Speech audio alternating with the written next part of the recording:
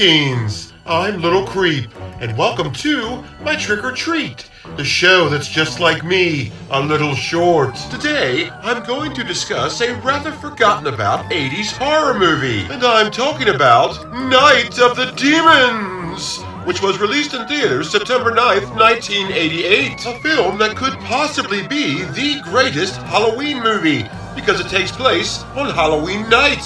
How fitting. Now, this film is not to be mistaken with the 1957 movie Night of the Demon, or, as it was also called, Curse of the Demon.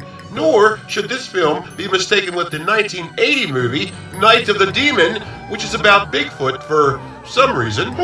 Bigfoot isn't quite a demon, is he? It all comes down to plurals. Night of the Demons is a very different movie than these other two films. Night of the Demons involves a group of teenagers, some of them rather obnoxious, going to a Halloween party in what they think is a haunted house, and what, in reality, is a haunted house. Though this movie is a rendition of the old haunted house archetype, it's not just any haunted house. This house is possessed by demons, and soon, as you can imagine, the teenagers become possessed as well. How delightful! And these demons make these teeny boppers do some rather strange things. For example, one of the girls is putting on lipstick in a very avant-garde way, and when she's finished, she decides to store the lipstick in one of her boobies. Wait a minute. What? She just sticks it in one of her boobies? Yes, she just pops it right in there. No effort involved whatsoever, as if it were a natural thing to do. I had no idea that the human body could be such a handy storage container. My body's a storage container for pizza.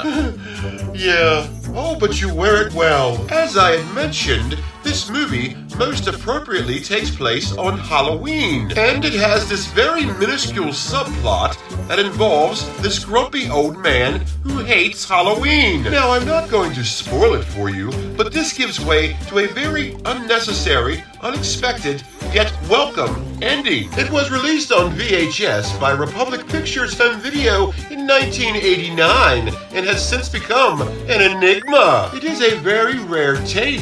There are currently little to no listings for it. However, if you wanted a brand new sealed copy, it'll cost you $752. Whoa! That price? Just to have a VHS of a girl who sticks lipstick in her boobie? Yes. Thanks for the memories, but no thank you. This would be neat to have for your VHS collection, but not that neat. So, thank you for watching my Trick or Treat. Be sure to subscribe to Captain Adam's VHS pirate ship. Happy Halloween! Stay spooky!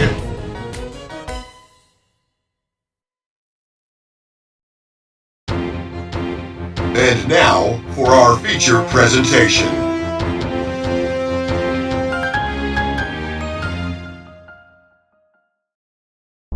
My name is Captain Adam. I have a YouTube channel. Its content consists of videos about VHS tapes, film documentaries, movie reviews, and all-around nostalgia retrospectives. But every now and again, I'll encounter a topic that does not fit into any of these categories. Topics that are too important to be ignored, least of all by me. Topics that do not fit into any of the color spectrums of black or white. Topics that are gray. And these topics are placed in the Gray Matter Files. Gray Matter Files.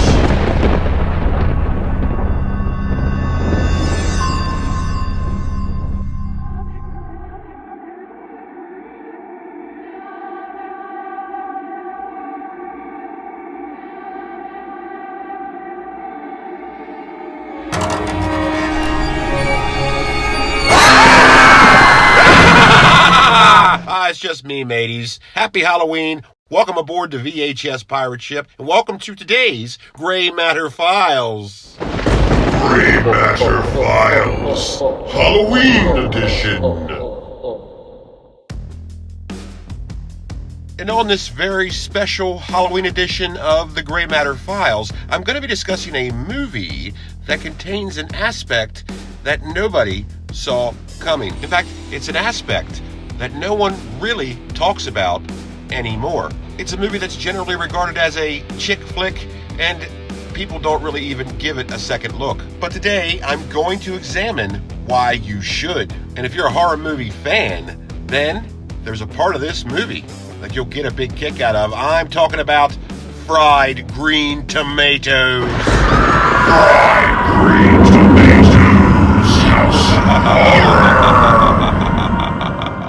horror. Yes, you might not exactly follow me on this one.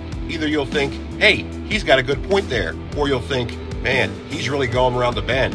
Either way, you're correct. So buckle up, because it's today's Gray Matter Files when we examine what this movie has in common with this movie. So, enjoy. Happy Halloween, and let's talk about fried green tomatoes. Low-key horror movie? You be the judge. Yarr!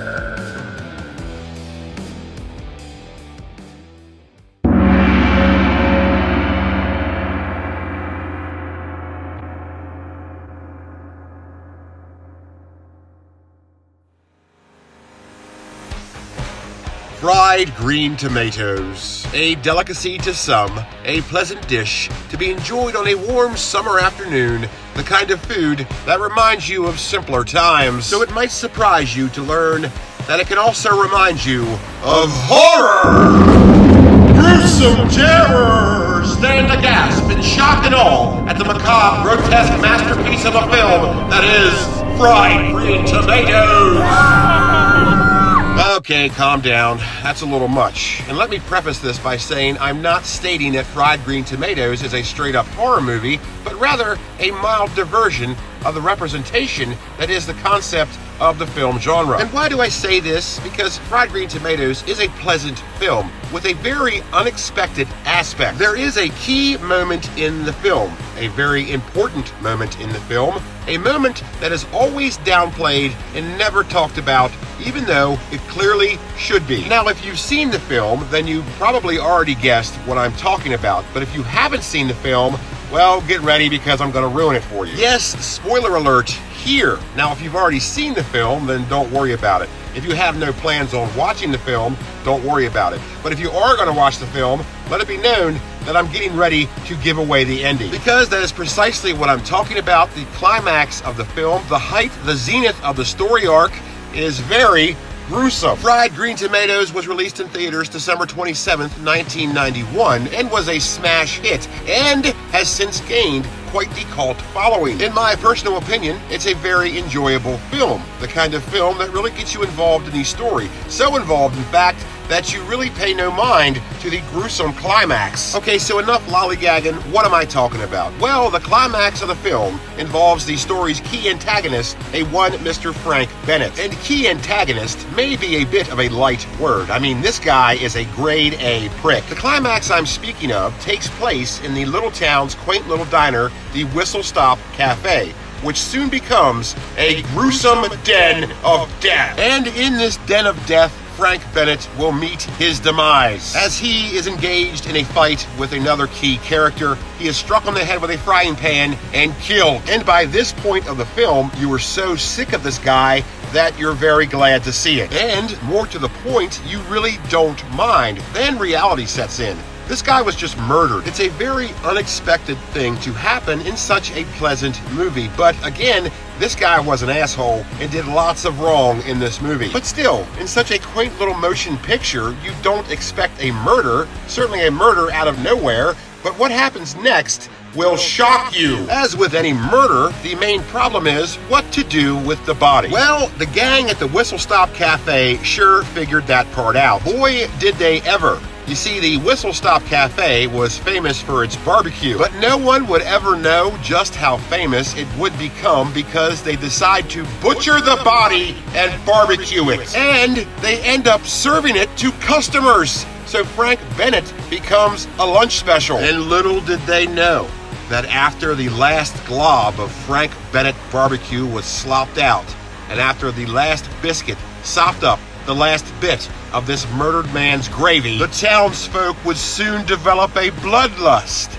an insatiable urge for human flesh, which is what we see happen in the follow-up movie Fried Green Tomatoes 2, Town of Cannibals, which was released direct-to-video September 13th, 1994. No, I'm just kidding. But that would be a rather splendid piece of fan fiction. Fried Green Tomatoes is a pleasant movie, an enjoyable movie, one you can watch on a Sunday afternoon. But still, the fact remains that Fried Green Tomatoes, as pleasant as it is, involves cannibalism. And more to the point, the method of cannibalism makes this movie comparable to the Texas Chainsaw Massacre. And no one saw that coming. This movie is so pleasant that the whole cannibalism thing is viewed as an afterthought. Oh, it was such a nice movie. So pleasant. Kathy Bates and Jessica Tandy are fabulous in it. Oh, and they eat some guy. Yep, bizarre, but it's true.